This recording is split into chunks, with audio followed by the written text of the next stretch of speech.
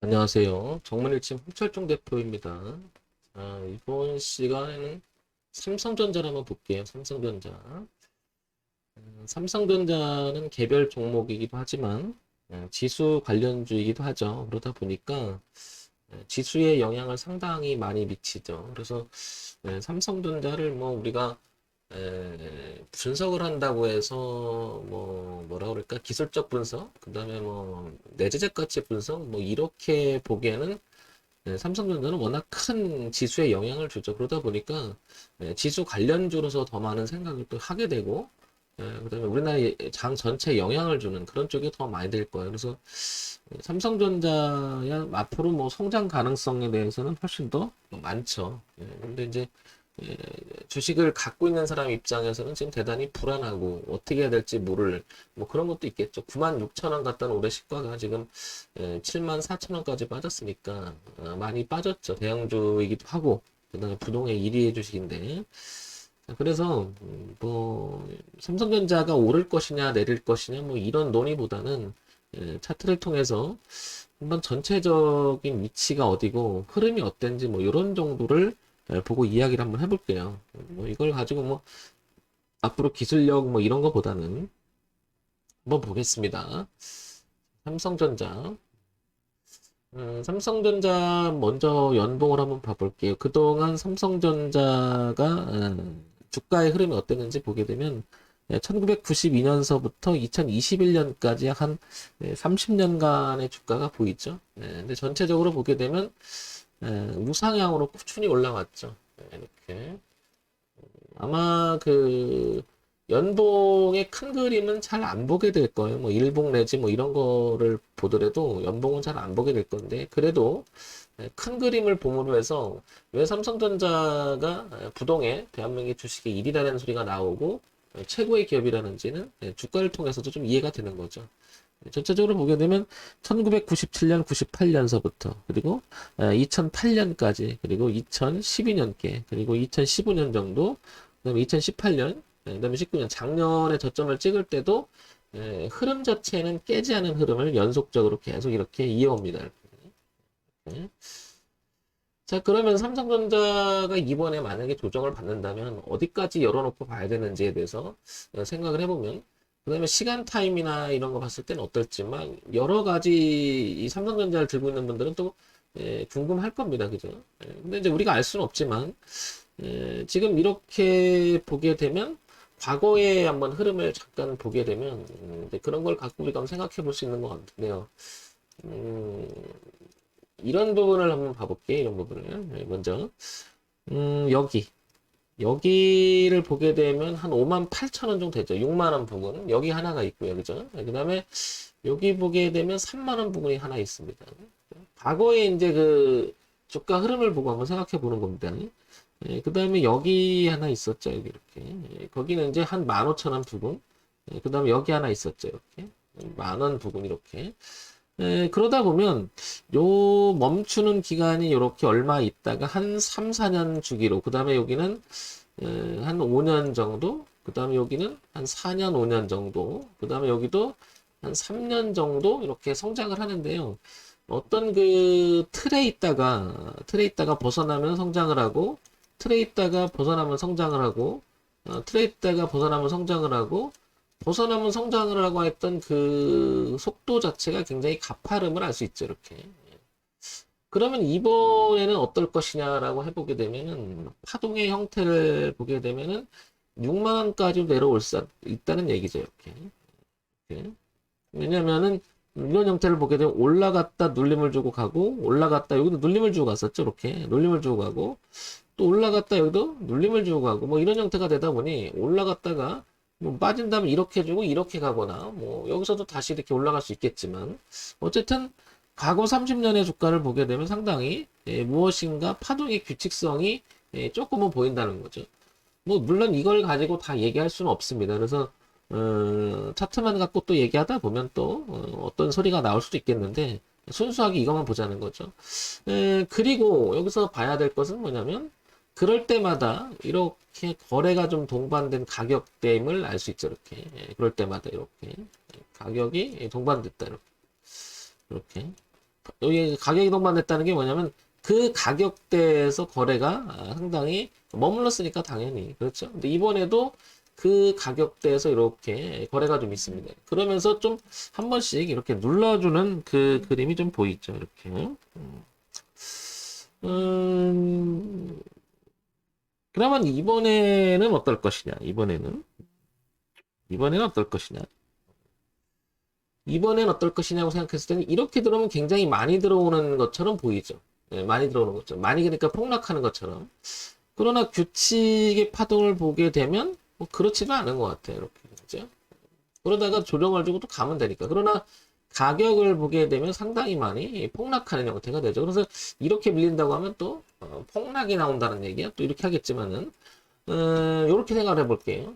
96,000원이 지금 한 75,000원까지 왔어요. 그죠? 그럼 75,000원이 6만원까지가 오게 되면 이 폭하고 이 폭학은 거의 비슷한 폭이죠. 그렇다면 반 정도 조정을 줬느냐? 그러면 올라갔다가 기술적으로 반등을 할 수 있느냐? 위치냐? 아니면 여기서 이기지 못하고 이 매물까지 저항이 되면서 이렇게 떨어질 수 있겠느냐? 지금 위치는 그래서 파동에 중간 파동에서 갈림길일 수 있다라는 거죠. 대단히 중요하다는 거죠. 자, 뭐 이런 정도를 한번 생각해 볼 수 있을 것 같고요. 그 다음에 월봉 한번 가볼까요? 자, 월봉을 보게 되면 12개의 월봉이 모이면 연봉이죠. 그래서 조금 더 파동을 구체적으로 볼 수가 있겠죠. 그래서 이런 정도를 보게 되면 이제 좁혀 보게 되면 최근에 작년에 올라왔던 그 흐름에 이렇게 월봉을 보게 되면 이런 흐름이 있었다는 거죠. 그래서 만약에 밀리면 현재는 이렇게 7만 원 부근까지 이렇게 밀릴 수 있다는 거죠. 그리고 좀 전에 봤을 때 그 연봉을 봤을 때는 큰 그림은 여기 57,000원에서부터 62,000원까지. 그냥 가능성에 대한 이야기니까 열어는 둬야 되겠죠. 그러면 우리가 기술적으로 트렌드에서 반발 매수가 들어온다고 하면 이렇게 그죠? 소위 말해 낙폭 과대가 되거나 이렇게 반발 싸니까 들어오거나 뭐 이렇게 된다 그러면 여기 7만 원대 초반은 기술적으로 반등할 수 있다는 것을 알 수가 있겠죠. 전체적인 흐름에서는 전체적인 그 중요성에 대해서는 당연히 여기가 중요할 것 같고요.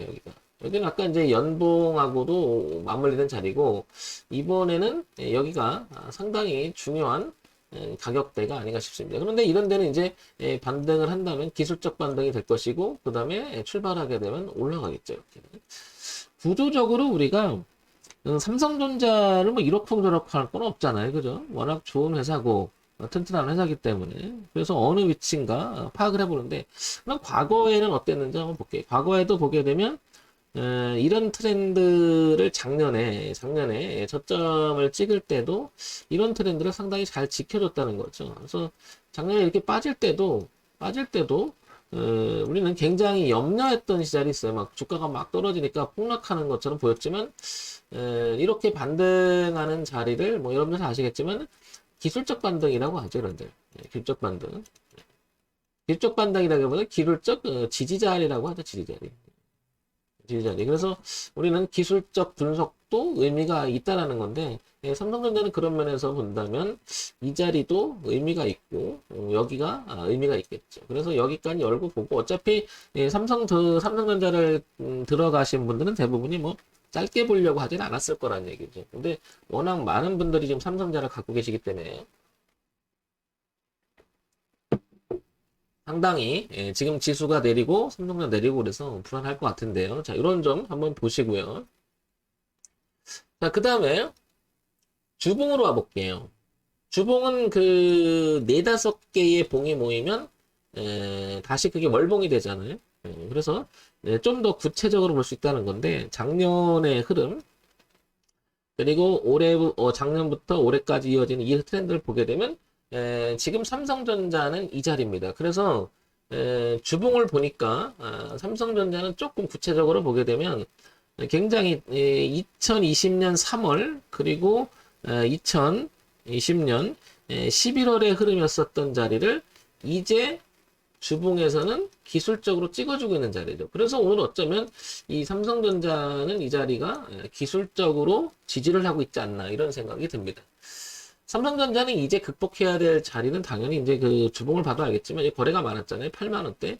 여기서부터 얼마냐면 7만 8천 원서부터 이 8만 원까지의 강한 이제 이렇게 저항대가 형성됐다는 걸 알 수 있습니다. 그러면 삼성전자의 극복돼야 될 가격대는 8만 원부터 여기 거의 뭐 7만 8천 원 중반부터 여기 8만 원대의 저항을 뚫고 안착이 되겠죠. 그 다음에 또 하나 이 상당한 매물 부담을 떠안고 있다라는 거죠. 그러면 이거를 넘어가서 이렇게 안착이 돼야 될 것 같은데요. 그러면 삼성전자는 올라와도 저항대가 일단 생겨버렸다는 거죠. 그래서 여기를 극복하려면 뭐 이런 식의 파동을 만들어서 넘어가려면 시간도 좀 걸린다는 거죠. 그렇게 따지면은 시간 가치까지 고려해 봤을 때는 요게 1개월이잖아요, 요게. 그리고 요게 1개월, 요게 1개월. 만약에 반등이 시작을 한다 하더라도 기술적으로 보게 되면 세네 달은 더 걸릴 수 있겠다라는 거죠. 이런 정도는 넘어간다면. 물론 이제 이렇게 솟구치면야 좋겠지만 그렇게 되기는 좀 어려워 보이죠, 이제는. 그래서 제 2선까지 생각을 하게 되면 여기 6만 원대부터 5만 7천 원, 8천 원까지. 그래서 여기까지도 열어야 된다는 거죠. 그렇지.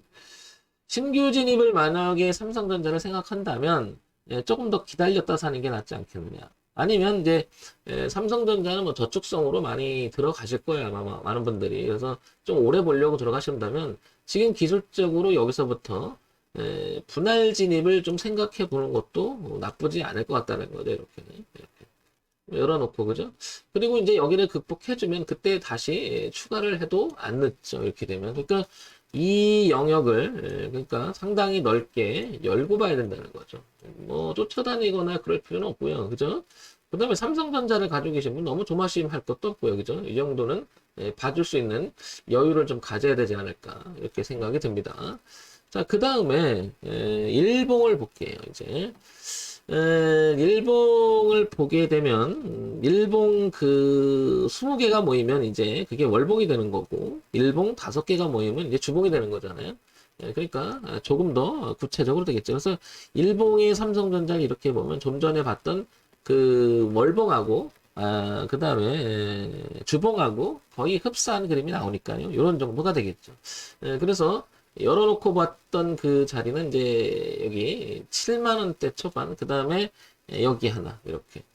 그래서 이 구역에서는 지금 자리, 그 다음에 여기 하나, 그 다음에 여기 하나. 이제 이런 거는 이제 뭐 연봉에서 나타나는 선들이고, 이런 거 다 연봉의 큰 그림이 나타나는 거고, 지금 이거는 뭐 주봉, 그 다음에 일봉 정도의 여기 소파동에, 그러니까 구역 자체를 작년서부터 그 구역에서 나타나는 자리가 되겠죠. 그래서 이런 자리가 다 한번 모아가 볼 수 있는 자리가 아닌가 싶거든요. 그래서 가격에 대해서는 삼성전자는 여기 지금 한 7만 3천 원대, 그 다음에 지금 가격대죠. 그 다음에 7만 원대, 그 다음에 6만 원대 이렇게 나눠서 생각을 할 필요가 있는 거죠. 삼성전자는 일단은 이렇게 저항이 생겼다. 그러면 극복해야 될 자리는 당연히 조금 전에 봤겠지만 주봉에서 봤겠지만 이렇게 될 성질이 있는 거죠. 그래서 삼성전자의 차후에 그 파동의 범위는 아마 이런 범위가 되지 않을까라고 생각하는 거죠. 이런 범위가. 그런데 만약에요 삼성전자가 여기까지 무너져서 이렇게 들어간다면 당분간 조금 지수가 엄청나게 떨어진다는 건데 그렇게 되기는 좀 어려울 수 있는 부분이 있죠. 그래서 이 안이 지금 이 빨간 영역으로 표시한 부분이 아마 삼성전자가 차후 왔다 갔다 해야 될 구역이 아닌가 싶고요. 그 다음에 극복해야 될 자리는 이제 여기 8만 원을 넘어가서 이렇게 되겠죠. 이렇게. 삼성전자를 진입하려고 생각하시는 분이 계신다면 이런 점을 감안해서 들어가라는 거죠. 그래서 그리고 삼성전자를 혹시 들고 있어서 불안하신 분이라 하더라도 여기까지는 열고 봐야 되는 여유가 있어야 됩니다. 왜냐하면 삼성전자는 워낙 뭐 손절하려고 들어가지 않으셨을 거란 말이죠. 그래서 여기까지는 열고 넉넉히 봐야 돼요. 그죠? 조바심 내지 마시고요.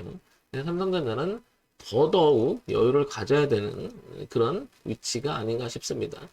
항상 우리가 주식 매매를 할 땐 낙관적인 것만 볼 수 있는 것도 아니고, 그죠? 너무 또 비관적으로 볼 수 있는 건 아니잖아요. 그죠? 그러니까 우리가 기준을 좀 갖고 매매를 해야 되는데, 적어도 우리가 그 주식 매매를 함에 있어서, 이런 정도의 기준을 가져야지, 그러니까 매매를 하더라도 내가 사는 자리가 왜 사는지 정도는, 적어도 그 기술적 분석을 통해서라도 객관화시킬 필요가 있는 거죠. 그냥 느낌상 조금 떨어지지 않을 것 같으니까 사거나 너무 많이 빠졌거나 이렇게 사지 마시고 그러면은 흐름 자체를 못 읽어냅니다.